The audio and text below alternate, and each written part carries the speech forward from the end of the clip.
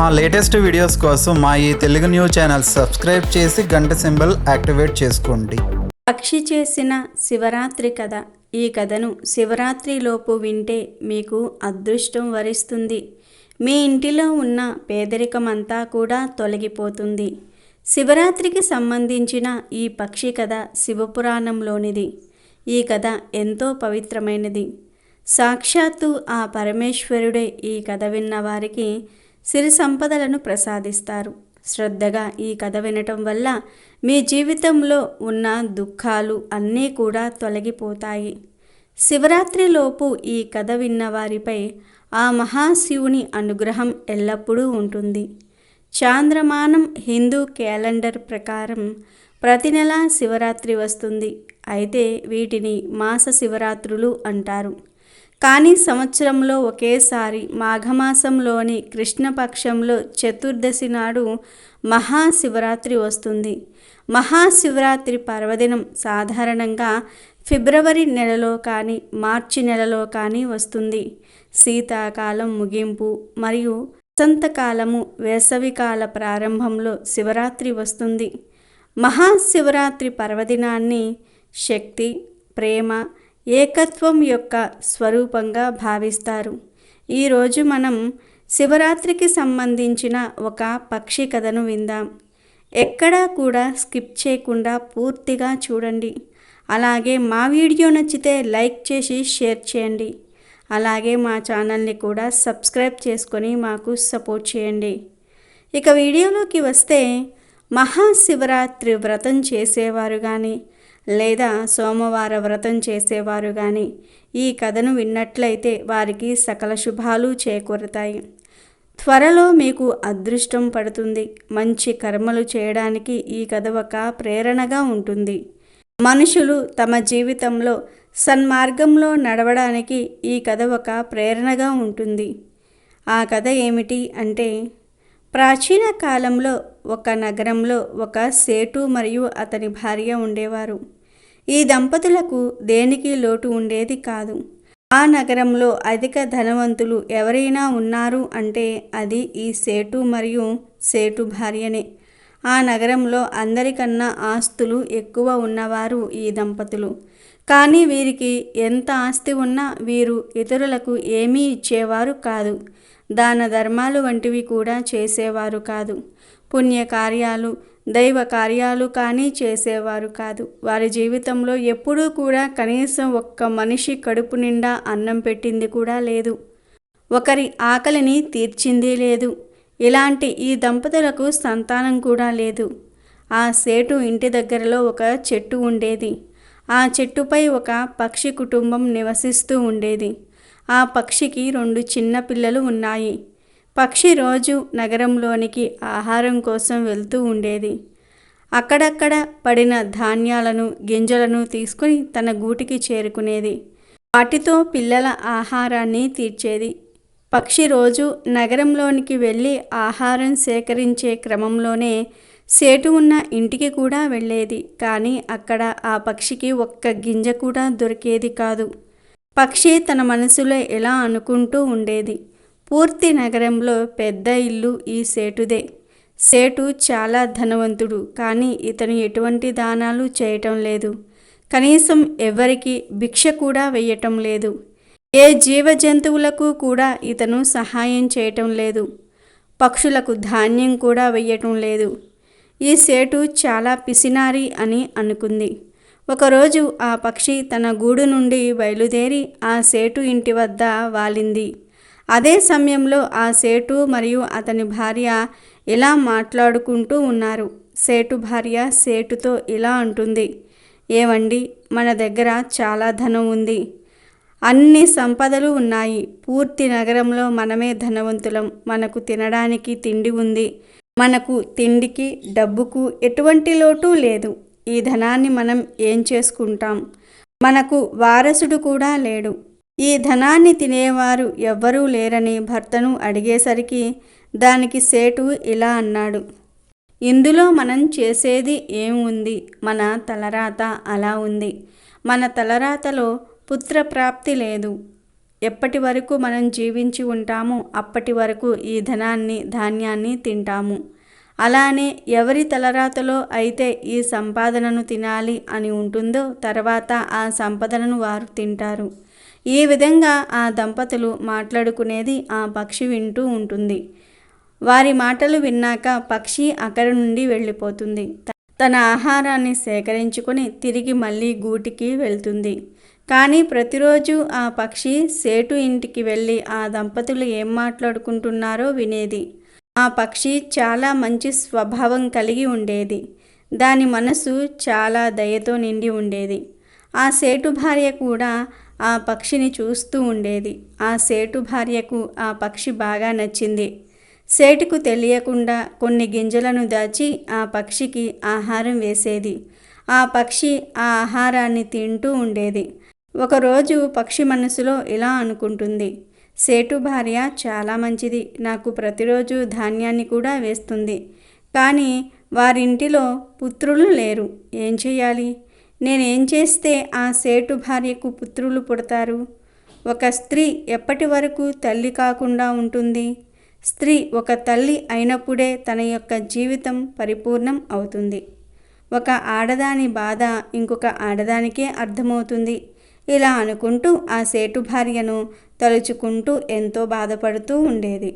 నేను వీళ్ళ కోసం ఏం చెయ్యగలను అని తనలో తానే మదనపడిపోతూ ఉండేది. ఇలా బాధపడుతూ వారి గురించి ఆలోచిస్తూ ఉండగా ఆ పక్షికి ఒక ఆలోచన వచ్చింది. నేను ఎందుకు మహాదేవుని దగ్గరకు వెళ్ళకూడదు అని అనుకున్నది. నేను ఆ మహాదేవుని దగ్గరకు వెళ్ళి సేటు మరియు సేటు భార్య గురించి మొరపెట్టుకుంటాను.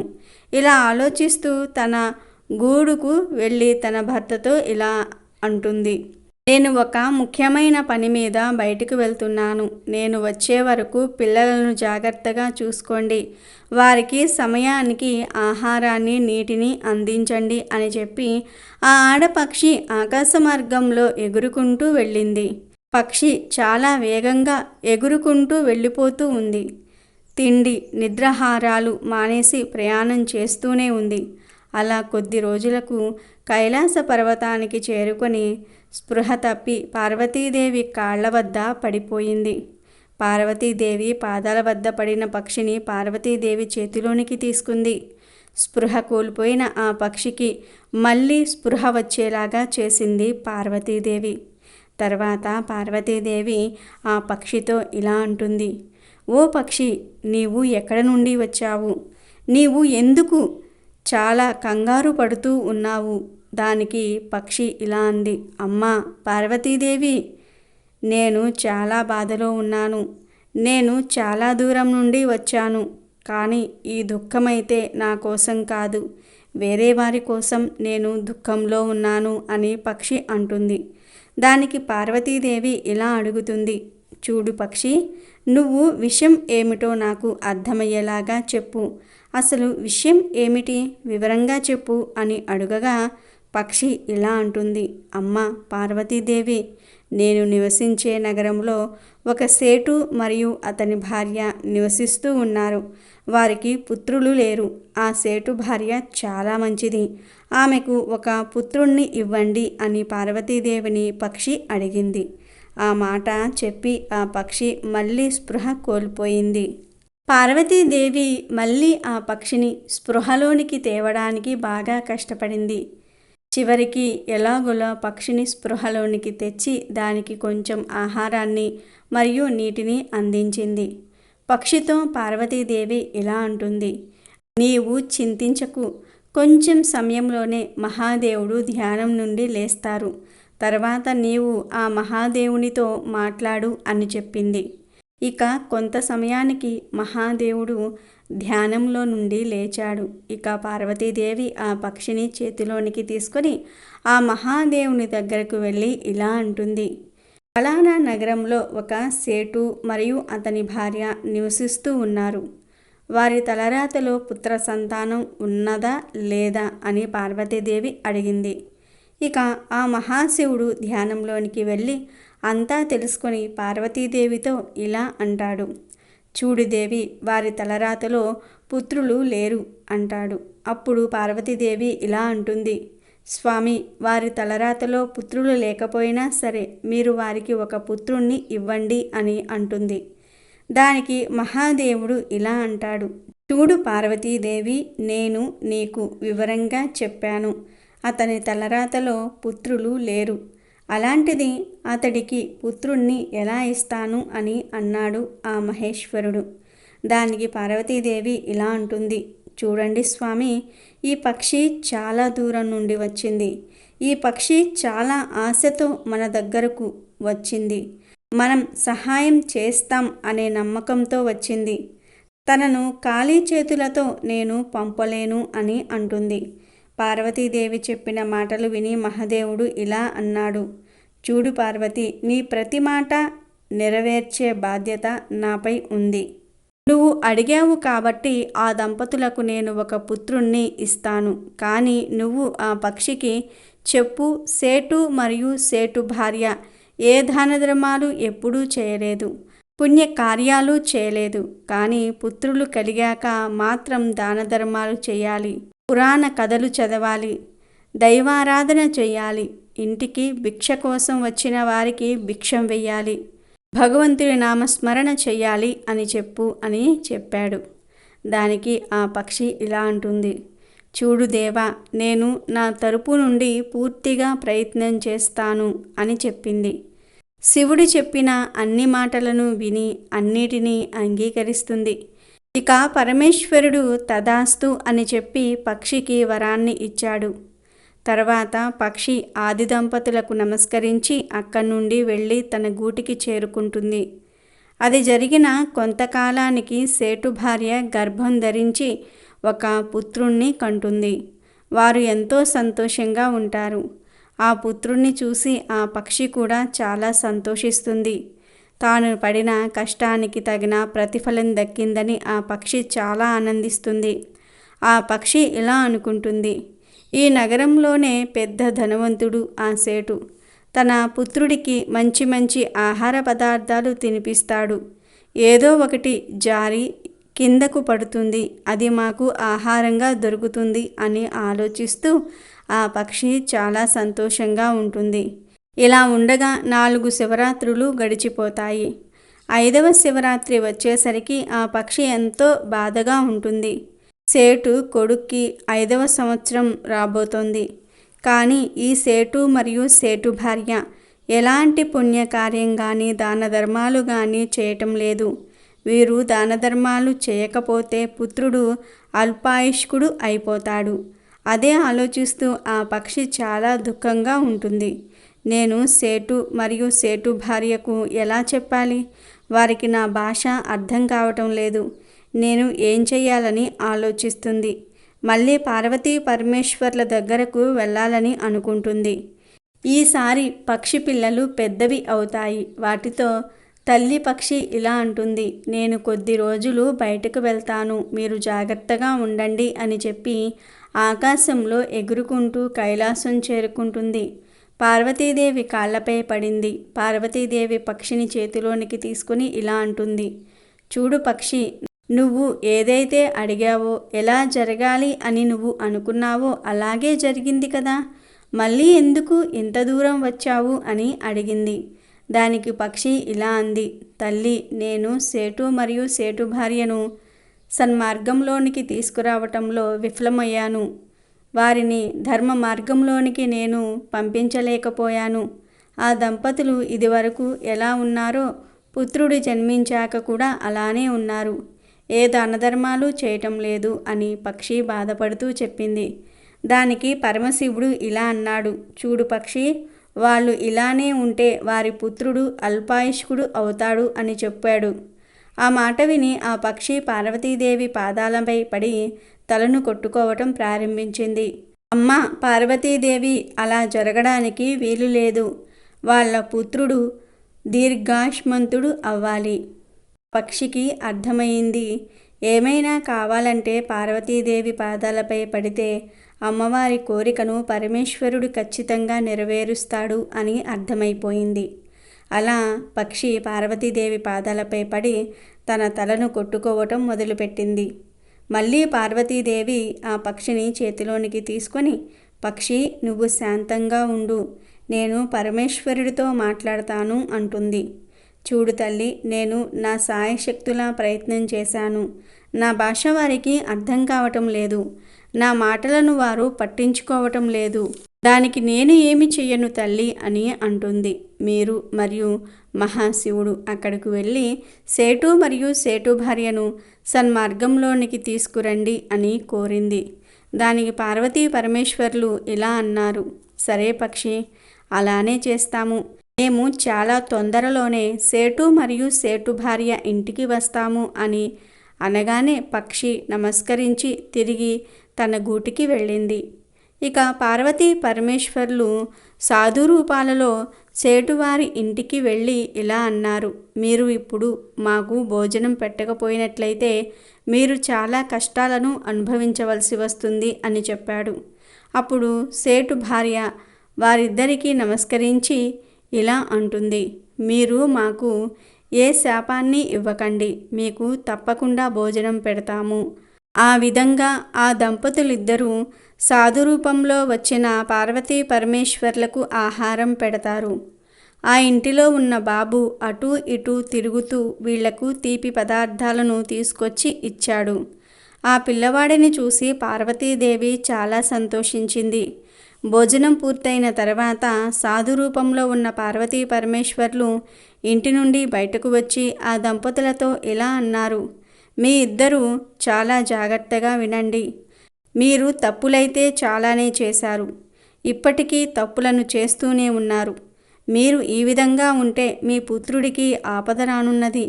మీ పుత్రుడు చాలా తొందరలోనే ఈ లోకం నుండి వెళ్ళిపోతాడు. ఇక ఆ మాటలు విన్న సేటు మరియు సేటు భార్య సాధు రూపంలో ఉన్న పార్వతీ పరమేశ్వర్ల పాదాలపై పడ్డారు. స్వామి, ఏదైనా మార్గం చెప్పండి, మేము ఏం చేయాలి? చాలా సంవత్సరాల తర్వాత మాకు ఒక పుత్రుడు జన్మించాడు. ఆ పుత్రుడిని మేము కోల్పోవాలని అనుకోవటం లేదు అని అన్నారు. దానికి పరమేశ్వరుడు ఇలా అంటాడు, లేవండి, ధ్యాస పెట్టి వినండి. ఈ రోజు నుండి మీరు గుమ్మంలోకి ఎవరు వచ్చినా సరే వారిని ఖాళీ చేతులతో పంపించకండి.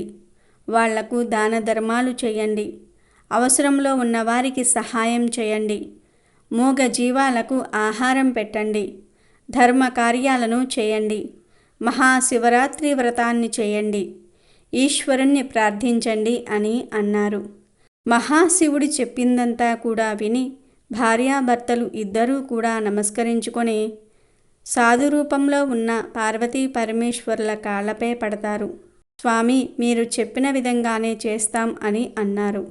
అప్పుడు సాధురూపంలో ఉన్న పరమేశ్వరుడు ఇలా అన్నాడు, నిజానికి మీ తలరాతలో పుత్రుడు లేడు. ఒక పక్షి యొక్క కష్టం వల్ల మీకు సంతానం కలిగింది. ఆ పక్షి ఎక్కడి నుండో కైలాస పర్వతం దగ్గరకు వచ్చింది.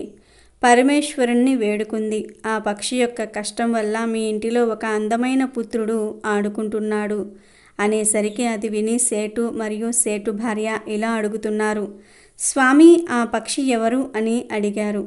అప్పుడు ఆ పక్షి అక్కడికి వచ్చింది. సాధురూపంలో ఉన్న పార్వతీ పరమేశ్వర్లకు నమస్కరిస్తుంది. పార్వతీ పరమేశ్వర్లు సేటు ఇంటికి వచ్చిన రోజే మహాశివరాత్రి. ఆ సేటు ఇంటిలో పార్వతీ పరమేశ్వర్లు నిజరూప దర్శనం చేశారు. సేటు మరియు సేటు భార్యకు దర్శనం ఇచ్చారు. ఆ పక్షి యొక్క శివరాత్రి సంపూర్ణం అయ్యింది. చాలా ఆనందంతో సంతోషంతో ఆ దంపతులు శివరాత్రి పండుగను జరుపుకుంటారు. మహాశివరాత్రి వ్రతాన్ని చేస్తారు. ఆ పక్షి కూడా శివరాత్రి వ్రతాన్ని చేస్తుంది. మహాశివుణ్ణి కూడా దర్శించుకొని వారు ఎంతో సంతోషించారు. ఎవరైతే మహాశివరాత్రి వ్రతాన్ని చేస్తారో వారికి ఆ మహాశివుని కృప ఎల్లప్పుడూ కూడా ఉంటుంది. పురం అను గ్రామంలో మధుసూదనుడు అను బ్రాహ్మణుడు ఉండేవాడు. అతను మిక్కిలి దరిద్రుడు అగుటచే భిక్షమెత్తుకుని జీవించేవాడు. ఆ బ్రాహ్మణుడకు ఒక కొడుకు జన్మించెను. కానీ తల్లిపాలు లేనందువలన ఆ పిల్లవాడు రోజురోజుకు కృషించుచూ ఉండెను. బాలుడు కృషించుచున్నందువల్ల ఆ బ్రాహ్మణ స్త్రీ పెనిమిటితో, అయ్యా, నేను చెప్పిన సంగతి శ్రద్ధతో వినండి. పిల్లవానికి పాలు నిమిత్తం పాలుగల ఆవునొకటి తీసుకొని రండి అని అంటుంది. ఆ మాట భర్త విని, ఓ శ్రీరత్నమా, నీకు వెర్రి పట్టినదా? మనము చూడగా బీదవారము, పాలుగల ఆవు ఎలా దొరుకుతుంది? ధనరత్నములు మనకు లేవు. నేను లోకులలో ఘన్యత ఎలా పొందుతాను? ఎవరు ధన సంపదలు కలిగి ఉంటారో వారికి లోకమంతా మర్యాదలు చేస్తారు, వారికే అంతా భయపడతారు. బ్రాహ్మణులకు సైతం ఆస్తిపాస్తులు ఉంటేనే దానధర్మాలు కూడా ఎక్కువగా చేస్తూ ఉంటారు. నా వంటి బీదవాడిని ఎవరు అడుగుతారు అని బ్రాహ్మణుడు చెప్తాడు. ఆ మాటలు విని భార్య దుఃఖిస్తుంది. ఓ బ్రహ్మదేవుడా, మా వంటి బీద ఇంటిలో ఈ బిడ్డను ఎందుకు పుట్టించినావు? ఏమి తిని ఈ బిడ్డ బ్రతుకుతాడు? ఈ శిశుహత్య నాకు చుట్టుకుంటుంది అని దుఃఖించుచూ ఉండగా ఆ పిల్లవాని ఘోష చూసి ఏమీయూ తోచక ఆ బ్రాహ్మణుడు చింతాక్రాంతుడై విచారించి తన ఇంటిలో ఉన్న కమండలము వగేరా చిల్లర సామానులు తీసుకొని సంతకు వెళ్తాడు. ఆ వస్తువులను సంతలో అమ్మివేసి అమ్మిన సొమ్ముతో 50 రూపాయలు జాగ్రత్తగా పట్టుకొచ్చి భార్య చేతికి ఇవ్వగా ఆమె ఆ సొమ్మును పట్టుకుని సంతోషించి పెనిమిటితో ఇలా అంటుంది. అయ్యా, ఈ సొమ్మును తీసుకుని వెళ్ళి పాలుగల ఆవునొకటి తీసుకుని రండి అంటుంది. తన భార్య చెప్పిన మాట ప్రకారం ఆ బ్రాహ్మణుడు ఆ 50 రూపాయలు పట్టుకుని గ్రామములు తిరుగుతూ ఉంటాడు. ఇట్లు తిరుగుతూ ఒక పెద్ద భాగ్యవంతుడగు షావుకారు ఉండే గ్రామమునకు వెళ్ళెను. ధనధాన్యాలు కలిగి కుబేరునితో సరి సమానంగా ఆ షావుకారు ఉండెను. దైవ ఘటన మాత్రం వేరే ఉన్నది. తన ఆవులలో బోధ అను ఒక ఆవు ఒకటి ఉండెను. అది మిగులు దుష్టబుద్ధి కలది. పైకి మేతకు వెళ్తే పరుల వ్యవసాయంలో చొరబడి తినివేస్తూ ఉండేది. ఒక దినము షావుకారు చూస్తూ ఉండగానే పేదవాని పొలంలో చొచ్చి తినేస్తూ ఉంటుంది. అది చూసి ఆ షావుకారు అతి కోపంతో ఏమనుకుంటున్నాడంటే, దీని ముఖం చూడకుండా ఈ ఆవును ఇప్పుడే అమ్మివేస్తాను. అది విలువగల ఆవు అయితే కాని ఈ దుష్టబుద్ధి గల ఆవును 50 రూపాయలకైనా సరే ఇచ్చేస్తాను అని అనేసరికి ఆ బ్రాహ్మణుడైన మధుసూదనుడు ఆ మాటలు విని ఆ షావుకారుతో ఇట్లనెను. ఓ షావుకారు, వినండి. అది విలువగల ఆవు అయినప్పటికీ మీరు దానిని 50 రూపాయలకు అయినా సరే అమ్మేస్తాను అని అన్నారు. 50 రూపాయలు నేను ఇచ్చివేస్తాను. ఆవును దూడను రెండును ఇప్పించండి అని అనగానే ఆ షావుకారు బ్రాహ్మణుని చూసి, నీకు వెర్రి పట్టినదా? విలువగల ఆవును 50 రూపాయలకు పట్టుకుని పోతావా అని అనెను. మరలా మదిలో విచారించి తెలియక అనివేసినాను. ఈ బ్రాహ్మణుడు ఎక్కడ నుండి వింటున్నాడో ఏమో. ఆ ఆవును ఇవ్వకపోతే నాకు అసత్య దోషము ప్రాప్తించును అని బ్రాహ్మణునకు ఆవును దూడను ఇచ్చివేయగా బ్రాహ్మణుడు వాటిని తోలుకొని అచ్చటి నుంచి బయలుదేరి తన ఇంటికి చేరుకున్నాడు. ఆ ఆవును చూడగానే బ్రాహ్మణ స్త్రీ ముఖం చంద్రుని చూసిన కలువ వలె ప్రకాశించింది. ఆమె వెంటనే పాలు పిండి తన కుమారునికి పోసి బహు సంతోషము పొందినది. ఇట్లు కొన్ని నెలలు పోయిన పిమ్మట ఒకరోజు ఆ ఆవు మేతకు వెళ్ళి తిరిగి రాలేదు. పొద్దుపోయిన వేళ అయ్యింది. అయినా ఆవు రాకపోవటం చూసి బ్రాహ్మణుడు వెతకబోయెను. వీధులలో సమీపమున ఉన్న వ్యవసాయ పొలములలో చూసెను. ఆవు కనిపించలేదు. తెల్లవారగానే నిద్ర మేల్కొని ఆవును వెతుకుటకై బయలుదేరి కొంత దూరం నడిచి వెళ్ళి త్రోవలో ఒక పెద్ద చెట్టును చూసెను. అది ఒక గొప్ప మర్రి చెట్టు. మధుసూదనుడు ఆ చెట్టు దగ్గరకు వెళ్ళినాడు. బ్రాహ్మణుడికి తెలియని విషయం ఏమిటి అంటే ఆ చెట్టుపైన 3 మనుషులు కూర్చున్నారు. వారు ఎవరు అనగా బ్రహ్మ, విష్ణువు, మహేశ్వరులు. వారే త్రిమూర్తులు. అటువంటి చెట్టు క్రింద బ్రాహ్మణుడు కూర్చుని ఆయాసం తీర్చుకొని పోవుచూ ఉండగా త్రిమూర్తులు బ్రాహ్మణుని పిలిచి, ఓ బ్రాహ్మణుడా, నీవు నీ మనసులో ఎందుచేత దుఃఖము కలిగి ఉన్నావు? నీవు ఎక్కడికి వెళ్ళుచూ ఉన్నావు? ఆ సంగతి మాతో చెప్పమని అడుగగా బ్రాహ్మణుడు 2 చేతులు జోడించి, అయ్యా, నేను మిక్కిలి బీదవాడను, భిక్షమెత్తుకుని బ్రతికేవాడను. నాకు ఒక ఆవు ఉండెను, అది కనిపించలేదు. ఈ దినం శ్రీపురం సంత అగుచున్నది. ఆ సంతకు పోయి వెతికెదను. ఎవరైనా దొంగిలించి తీసుకుపోయిన ఎడల ఆ సంతలో అమ్ముతారు కదా, అందుకే దానిని వెతుకుతూ వెళ్ళుచూ ఉన్నాను.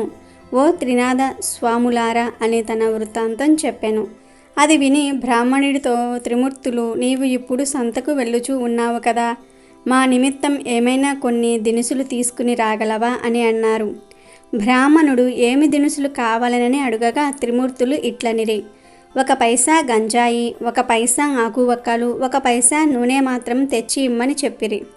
అది విని బ్రాహ్మణుడు, ఓ త్రిమూర్తులారా, నాకు పైసలు ఎక్కడ దొరుకుచున్నవి? నేను బీద బ్రాహ్మణుడను, భిక్షమెత్తుకుని జీవించుచూ ఉన్నాను అనగా, ఓ బ్రాహ్మణుడా విను, అదిగో అటు చూడు, రెల్లు పొద కనిపించుచూ ఉన్నది, దాని మొదలు 3 పైసలున్నవి అనగా, ఆ పలుకులు విని బ్రాహ్మణుడు వెళ్ళి రెల్లు పొద మొదలు చూసేసరికి 3 పైసలు ఉన్నవి. ఇంకా ఉంటాయేమోనని ఆ చెట్టును ఇంకా పైకి తీర్చుచూ ఉండెను. అది చూచి త్రినాదుల వారు, ఓ బ్రాహ్మణుడా, నీకు వెర్రి పట్టినదా? అందులో పైసలు లేవు, ఎంత దొరికినదో అదే ఉండును అనెను. ఆ పలుకులు విని బ్రాహ్మణుడు అచ్చటి నుండి వెళ్ళిపోయెను. కొంత దూరం వెళ్ళి వచ్చి ఆ చెట్టు క్రింద నిలిచి చేతులు జోడించెను.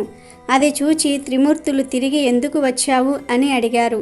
దానికి బ్రాహ్మణుడు, మీరు చెప్పిన వస్తువులు దేనిలో తేవలెను అని అడిగెను. దానికి త్రినాదులు, నీ గావాంచలో తెమ్మని చెప్పిరి. అది విని బ్రాహ్మణుడు, నూనె గావాంచలో ఎలా వస్తుందండి? మీరు జగత్కర్తలు, నా వద్ద కపటముంచి చెప్పుచున్నారు అనగా, త్రిమూర్తులు, మా నామము తలుచుకుని నూనె గావాంచలో తీసుకురా అని చెప్పగా బ్రాహ్మణుడు సెలవు తీసుకుని అచ్చటి నుండి వెళ్ళిపోయాను. ఆనందంతో బ్రాహ్మణుడు శ్రీపురం సంతలో ప్రవేశించాడు. ఆవులుండే సంతకు వెళ్ళి చూడగా తన ఆవు కనిపించలేదు.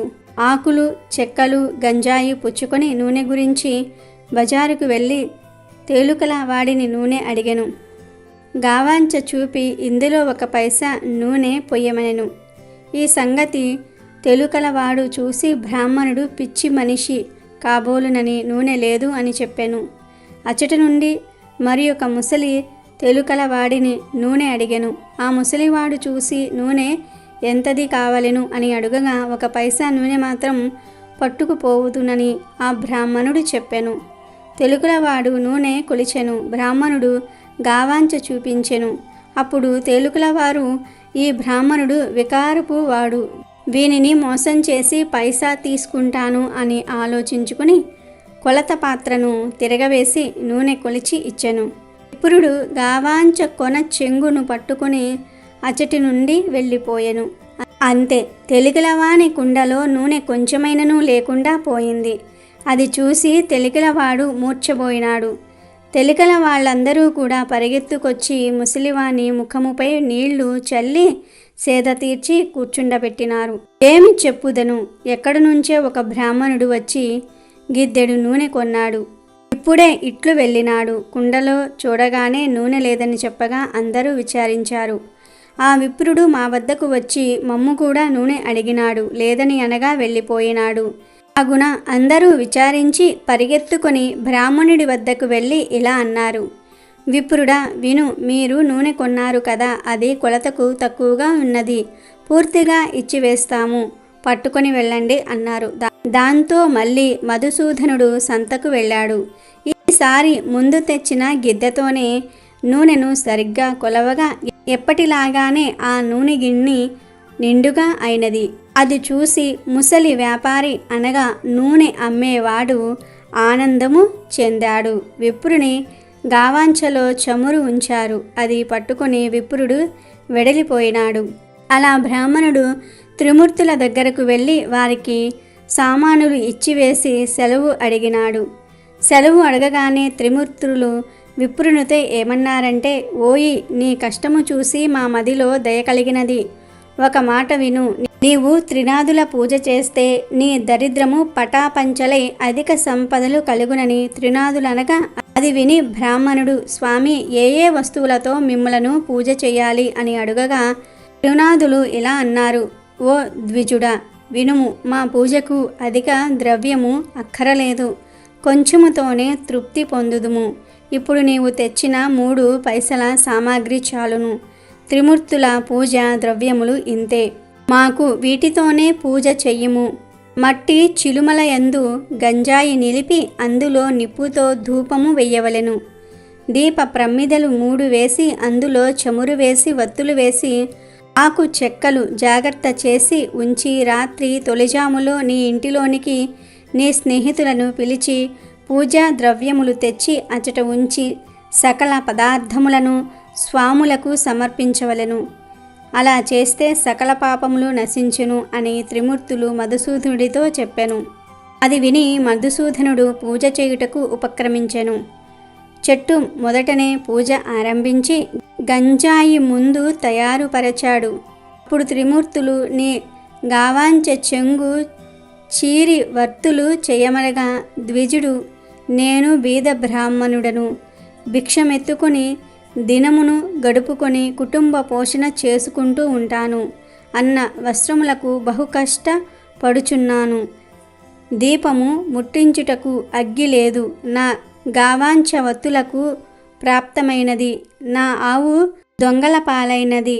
నా కుటుంబము ఉపవాసంతో ఎదురు చూస్తూ ఉంటారు. నేను ఎలా మనస్ఫూర్తిగా పూజ చేస్తాను అని ఏవగించుకొని ద్విజుడు కూర్చున్నాడు. అది చూసి త్రిమూర్తులు ఓ ద్విజుడా, మదిలో చింతపడకు. నీ ఆవు పెయ్య దొరుకుతాయి. నీవు నీ కుటుంబము సౌఖ్యముగా ఉంటారు. వస్త్రములు కూడా దొరుకునని చెప్పినారు. అంతటా బ్రాహ్మణుడు చేతులు జోడించి స్వాములారా, అటువంటి భాగ్యము నాకెప్పుడు కలుగుతుందో అప్పుడు 5 మేళాలు స్వామివారికి ఇస్తాను. ఈ మాట సత్యమని చెప్పినాడు. దీపము వెలిగించుటకు అగ్గి లేదే, నేను ఏమి చేయగలను అనగా త్రిమూర్తులు ఓ బ్రాహ్మణుడా, నీ 2 నేత్రములు మూసుకో అన్నారు. వెంటనే బ్రాహ్మణుడు నేత్రములు మూసుకోగా అకస్మాత్తుగా దీపము వెలిగినది. అది చూసి బ్రాహ్మణుడు ఆనందించి స్వామికి మేళ సమర్పించాడు. మేళ ఇచ్చివేసి ఆనందంతో బ్రాహ్మణుడు చేతులు జోడించి సాష్టాంగ నమస్కారాలు చేశాడు. మధుసూదనుడు అలా త్రినాద పూజ చేసి త్రిమూర్తుల వద్ద సెలవు పొంది కొంచెము దూరము నడిచి వెళ్తూ ఉండగా త్రోవలో ఆవును దూడను చూసి సంతోషించి త్రినాథుల వారు నాయందు దయ ఉంచి ఆవును పెయ్యను తెచ్చి ఇచ్చినారు. వారి పూజ బాగుగా చేసినాను అని భావించుకొని ఆవును దూడను తోలుకొని పోయి ఇంటికి చేరినాడు. చూడగా తన ఇంటిలో సిరి సంపదలు పరిపూర్ణముగా ఉన్నవి. అది చూసి అధికముగా సంతోషము పొంది కడు శ్రద్ధతో పూజ ఆరంభించాడు. చెయ్యవలసిన కార్యక్రమముల అందరికీ విశదముగా తెలియపరిచాడు. నా స్నేహితులను రప్పించి వెనుకటి వలనే మేళ సమర్పించాడు. మేళ చెయ్యు పద్ధతిని అందరికీ చెప్పగా అంతా ఒప్పుకున్నారు. ఆ రాజ్యంలో ఉన్న ప్రజలందరూ త్రినాద పూజ చేశారు. అందరి ఇండ్లయందు సుఖ సంతోషములు నిండెను. దానివల్ల షావుకారులు అందరూ కూడా వ్యాపారులు మూసివేసినారు. అందరూ ఆ దేశపు రాజు వద్దకు వెళ్ళి ఫిర్యాదు చేశారు. వారిని చూసి రాజు మీరందరూ ఎందుకు వచ్చినారు అని అడుగగా అయ్యా, దయచేసి మా ఫిర్యాదు మీరు వినండి. మధుసూదనుడును పేద బ్రాహ్మణుడు ఒకడు భిక్షమెత్తుకుని జీవించేవాడు. వాడు శ్రీపురం వెళ్ళి వచ్చి త్రినాద మేళను ఆచరించినాడు. త్రినాదులు ఏ దేవతలు వారిని ఆ బ్రాహ్మణుడు పూజించగానే సకల సంపదలు అతనికి కలిగినవి. ఊరిలోనున్న రైతులందరూ కూడా త్రినాద మేళ చేసినారు. గ్రుడ్డివారు కుంటివారు అందరూ కూడా ఈ మేళను చేసినారు. అందరూ మోక్షమందినారు. ధనధాన్యాలు కలిగి కుబేరునితో సమానమైపోయినారు. మా వ్యాపారములు పోయినవి. ఇలా అయితే మా క్రయ విక్రయములు ఎలా జరుగుతాయి అని చెప్పగా రాజు ఆ మాటలు విని చాలా కోపము తెచ్చుకొని సకల జనులను పిలిచి కోపంతో ఇట్లన్నాడు. త్రినాదులు అనే దేవతలు ఏమి దేవతలు? వారిని మీరు ఎందుకు పూజించుచూ ఉన్నారు? నేను చెప్పుచున్నాను వినండి. ఆ పూజ మీరు చేయకూడదు. నా మాట కాదని ఆ పూజ ఎవరు చేస్తారో వారు 500 రూపాయలు జరిమానా ఇచ్చి 6 మాసములు ఖైదీలో ఉండవలసింది అని రాజుగారు చెప్పారు. అట్లు కాదని మీరు పూజ చేసిన ఎడల సోలం చేయబడునని రాజుగారు ప్రజలందరికీ కూడా తాకీదు ఇచ్చి పంపినారు. ఈ సంగతి త్రినాదుల వారికి తెలిసింది. ఆ రాజునకు దండన విధించినారు. దాని ఫలితముగా రాజకుమారుడు చనిపోయినాడు. నగరంలో ఏడ్పు ఘోష వినపడుతూ ఉన్నది. ప్రజలందరూ రాజు వద్దకు పరిగెత్తుతూ ఉన్నారు. రాజు దైవకృప తప్పటం వలన తన కుమారుడు చనిపోయాడని అనుకుంటున్నాడు. కుమారుని ముఖం చూస్తూ రాజు ఏడుస్తూ ఉన్నాడు. తల్లి, బంధువులు మొదలగు వారంతా దుఃఖించుచూ ఉన్నారు. దహనము చేయుటకై స్వర్ణ భద్రా నది తీరమందు ఆ శవము నుంచినారు. రాజు బాధను చూసిన త్రినాదులకు దయ కలిగినది. రాజకుమారుణ్ణి బ్రతికిస్తే మనకు పేరు ప్రఖ్యాతలు కలుగును అని బాగుగా ఆలోచించి బ్రాహ్మణ రూపంలో ఆ శ్మశానముకు వచ్చారు. ఆ బ్రాహ్మణులు రాజును వారి సమూహమును చూసి, మీరందరూ ఈ నదీ తీరమునకు ఎందులకు వచ్చినారు? ఎలా విచారించుచూ ఉన్నారు? ఎలా విచారముగా కూర్చున్నారు? ఈ పిల్లవాడు ఎందుకు పడుకొని ఉన్నాడు? ఇతని శరీరంలో చల్లదనము కలదే అని అడుగగా అంతా త్రిమూర్తులతో ఇలా అన్నారు, మీతో ఏమి చెప్పగలం? రాజకుమారుడు చనిపోయినాడు. ఆ రాజేమి దోషము చేసెనో కానీ ఇతడు చనిపోయినాడు అనగా ఈ కుర్రవాడు చనిపోలేదు. త్రినాదుల వారికి రాజు అపరాధము చేసినందున ఈ చావు కలిగినది. ఇప్పుడు మీరందరూ త్రినాదులను పూజించితే ఈ బాలుడు లేచి కూర్చుంటాడు. మా మేల చేయుటకు రాజు ఒప్పుకున్నట్లయితే ఈ రాజకుమారుడు బ్రతుకుతాడని చెప్పి త్రినాదమూర్తులు అదృశ్యులైనారు. అందరూ వారి మాటలను విని త్రినాద స్వాముల పేర్లు ఆ రాజతనయుని చెవిలో చెప్పినారు. 7 మేళలు చేయుటకు ఒప్పుకున్నారు. అలా ఒప్పుకోగానే రాజకుమారుడు లేచి కూర్చున్నాడు. అది చూసి అందరూ సంతోషమును పొందినారు. అప్పుడు త్రిమూర్తుల పేరు మాటిమాటికి స్మరించారు. అందరి నోటి నుండి వెలువడిన పలుకులు సముద్ర గర్జన వలె వినిపించినవి. అటువంటి సమయమున ఒక వర్తకుడు ఆ ఊరి మీదుగా తన ఓడలలో విదేశములకు సరుకులను తీసుకువెళ్తూ ఉండెను. ఆ ఓడను నడిపించుకుని స్వర్ణభద్రా నదీ తీరమున ప్రవేశించినాడు. ఘోష చేసిన స్థలము దగ్గరకు వెళ్ళినాడు. వారిని చూసి, జనులారా, త్రినాదుల పేర్లు ఏమి పేర్లు మీరెలా స్మరించుచున్నారు? వినడానికి శ్రద్ధగా ఉన్నాయి అనగా రాజుగారి మనుషులు ఇట్లన్నారు, ఓ వర్తకుడా, వినుము. బ్రహ్మ విష్ణు మహేశ్వరులు అనేవారు త్రినాద స్వాములు. అటువంటి ప్రభువులను మా రాజుగారు నిందించినందువలన అపరాధుడైనాడు. ఆ అపరాధము వలన తన కుమారుడు చనిపోవుటచే ఇతనిని మేము తీసుకుని వచ్చి అగ్ని సంస్కారము చేటుకు కూర్చుని ఉన్నాము. ఇది చూచి ప్రభువులకు దయ కలిగినది. వచ్చి రాజకుమారుని బ్రతికించినారు. అందుకు 7 మేళలు చేయుటకు ఒప్పుకున్నాము. వెంటనే రాజకుమారుడు బ్రతికి కూర్చుండెను అని చెప్పారు. ఆ మాటలు విని షావుకారు మదిలో సంతోషించి, అటువంటి ప్రభువులు ఎక్కడుందురో, చనిపోయిన రాకుమారుడు బ్రతికి కూర్చుండెను. నా ఓడలు ఒడ్డున అడ్డుకొని ఉన్నవి. నేను ఈ ఓడపై వెళ్ళి వస్తాను. నా ఇంటికి సుఖంగా చేరుకుంటాను. నాకు వ్యాపారంలో నష్టము రాకుండా ఉంటే ప్రభుల వారికి 5 మేళలు చేస్తాను అని మనసులో సంకల్పించుకొని ఓడపై కూర్చొని నడిపించుకొని వెళ్ళిపోయినాడు. పైదేశము వెళ్ళి అచ్చట గొప్ప లాభము పొంది తిరిగి వచ్చి ఓడ నది ఒడ్డున లగరు వేయించి ఇంటికి వెళ్ళినాడు. తన నౌకర్లందరూ కూడా ఓడలోని ధనము మోసుకొని పోయినారు. ధనమును ఇంటిలో వేసుకొని షావుకారు సంతోషముతో ఉన్నాడు. ధనం చూసి ప్రభుల వారి మేళలు మర్చిపోయాడు. అందుకు ప్రభువులకు కోపము కలిగి దండన వేసినారు. దాంతో ఓడ నీటిలో మునిగిపోయినది. నౌకర్లు ఓడలోనున్న వారందరూ కూడా నీటిలో మునిగిపోయిరి. అది తెలిసిన అతను కూడా భూమిపై పడి గోల పెట్టినాడు. మరి కొంతసేపటికి తెలివి తెచ్చుకొని ఏడుస్తూ ఉండగా ఆకాశంలో నుండి త్రినాదులు, నీవు మాకు మేళలు ఇస్తానని మర్చినావు, అందుచేతనే ఓడ మునిగినది. నీవు 5 మేళలు సమర్పించినట్లయితే నీ ఓడ నీకు వస్తుంది అని సెలవిచ్చారు. అది విని షావుకారు మదిలో దుఃఖించి, ముందు నేను సంకల్పము చేసియుంటిని, ప్రభువుల మహిమను మరిచితిని, ఇప్పుడే త్రినాదుల వారికి మేళ ఇస్తాను అని మదిలో నిశ్చయించుకొని మేళకు కావలసిన సామాగ్రి తెప్పించి స్నేహితులను రప్పించి ప్రభుల వారికి మేళ సమర్పించి ప్రార్థించాడు. నీటిలో మునిగిపోయిన ఓడ వెంటనే పైకి తేలినది. అది చూసి పట్టలేని సంతోషము పొందెను. పరిచారికలు, నౌకర్లు ఓడలో గల మిగిలిన ధనము ఇంట్లోకి తీసుకుపోయినారు. ధనము మోయించి షావుకారు ఇంట్లో ప్రవేశించెను. గంజాయి ఆకులు, చెక్కలు అన్నీ స్వామివారికి మేళ సమర్పించి సాష్టాంగ దండ ప్రణామములు చేశారు. రాజ్యమంతా త్రినాథస్వామి మేళ గురించి ప్రకటనలు పంపించినారు. మేళను చూచుటకు అంతా వస్తూ ఉన్నారు. ఇట్టి స్థితిలో గుడ్డివాడొకడు త్రోవనున పోయే వారితో, అన్న, మీరెవరు? మీ పేరేమిటి? మీరెక్కడికి వెళ్ళుచూ ఉన్నారు అనెను. వారు మేళ చూచుటకు వెళ్తూ ఉన్నామని చెప్పారు.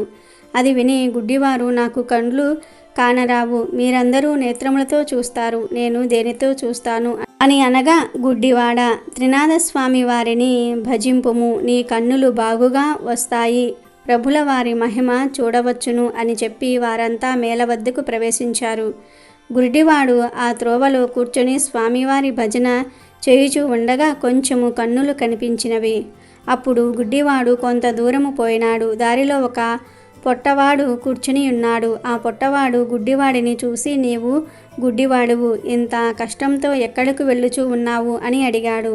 అప్పుడు గుడ్డివాడు, అన్నా, నేను మేళను చూచుటకు వెళ్తూ ఉన్నాను అని చెప్పాడు. ఆ మాటలు పొట్టవాడు విని, స్వామివారి దయ నా మీద లేదు, చేతులు కాళ్ళు పొట్ట, నేనెలాగున నడవగలను, నీకు కాళ్ళున్నవి, దేక్కొని వెళ్ళగలవు అని అంటాడు. అంతటి గుడ్డివాడు, నీవు త్రినాథస్వామి వారిని భజింపుము, నీ కాళ్ళు చేతులు బాగవుతాయి, క్షణంలో ఇద్దరం కలిసి వెళ్ళిపోదాము, నేను కేవలం గుడ్డివాడిని, ఏమాత్రం కన్నులు కనిపించుటలేదు, త్రినాథస్వామి వారిని భజించినాను కనుక కొంచెము కనిపిస్తున్నవి, అందుచే నీవు కూడా స్వామివారిని భజించిన వానివైతే నీ బాధలు నివారణ చేస్తారు అని చెప్పగా, పొట్టవాడు త్రినాథ త్రినాథ అని భజించాడు.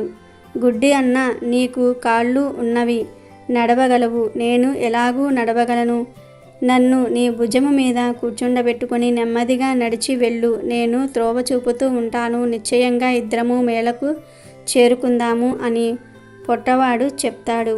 అతని మాటలు విని గుడ్డివాడు పొట్టవానిని భుజముపై కూర్చోబెట్టుకొని మెల్లగా నడిచిపోతూ ఉన్నాడు. మధ్యలో గుడ్డివాడు, నేస్తం, నేత్రాలు ఇప్పుడు నిర్మలంగా కనిపించుచూ ఉన్నవి అని అనగా, పొట్టవాడు, అయ్యా, ఇప్పుడు నేను నడవగలుగుతున్నాను అని చెప్తాడు. ఈ విధంగా గుడ్డివాడు పొట్టవాడు కలిసి త్రినాథస్వామి మేళ దగ్గరకు ప్రవేశించినారు. మేళ జరుగు స్థలంనకు నిత్యము ఒక వైష్ణవుడు వస్తూ ఉండేవాడు. అతడు త్రినాథ మేళ చెల్లకుండా ఇంటికి ఎప్పుడూ వెళ్ళిపోతూ ఉంటాడు. అతనిని ఈ పొద్దు మన స్థానమందు కూర్చుండబెట్టవద్దు అని అనుకుని మేళ చేయు వారంతా వైష్ణవుడు రాగానే చూచి, మేళ చెల్లించకుండా నీవు వెళ్ళుచూ ఉన్నావు కాబట్టి నిన్ను మేళ వద్దకు రాకుండా ఆపు చేయడమైనది అని చెప్పగా, వైష్ణవుడు, నాయనలారా, నా అపరాధము క్షమించండి, ఇక నుండి మేళ కాకుండా వెళ్ళను, నేను నికరముగా చెప్పుచున్నాను, నా గురువు ఇక్కడకు వచ్చినా సరే విడిచి వెళ్ళను అని అంటాడు. అని అప్పుడే గురువు వచ్చి వైష్ణవుని ఇంటిలోనికి వెళ్ళినాడు. నా శిష్యుడు ఎక్కడికి వెళ్ళినాడు, ఈరోజు ఎందుకు నా దగ్గరికి రాలేదు అని వైష్ణవుని గురించి అతని తల్లిని అడిగినాడు. అప్పుడు అతనితో ఆమె, నా కుమారుడు మేళ వద్దకు వెళ్ళినాడు అని చెప్తుంది. అప్పుడు గురువు మేళ ఎవరిదని అడిగినాడు. అందులకు ఆ ముసలి ఆమె త్రినాథుని మేళ అని చెప్పినది. ఆ మాటలు విని గురువు అక్కడకు వెళ్ళి చూడగా అంతా స్వామివారిని భక్తి శ్రద్ధలతో పూజ చేస్తూ ఉన్నారు. అది చూసి గురువుకు కోపం వచ్చి బాగా తిట్టి మేళ స్థలమును సామాగ్రిని కాలితో తన్నివేశారు. తర్వాత వైష్ణవుని పట్టుకొని బరబరా లాక్కుపోయాడు. కొంత దూరము వెళ్ళేసరికి బోరున వర్షము కురియసాగినది. కటిక చీకటి కావటం వలన త్రోవ కనిపించటం లేదు. గురు శిష్యులు చెల్లా చెదురై అతి కష్టం మీద గురువుగారి ఇంటికి చేరుకున్నారు. గురువు ఇంటిలో చూడగా అతని తల్లి గడప వద్ద కూర్చుని ఏడుస్తూ ఉన్నది. గురువు ఆశ్చర్యపడి లోనికి పోయి చూడగా అతని భార్య కుమారుడు చనిపోయినారు. వారిని చూసి గురువు మూర్ఛపోయినాడు.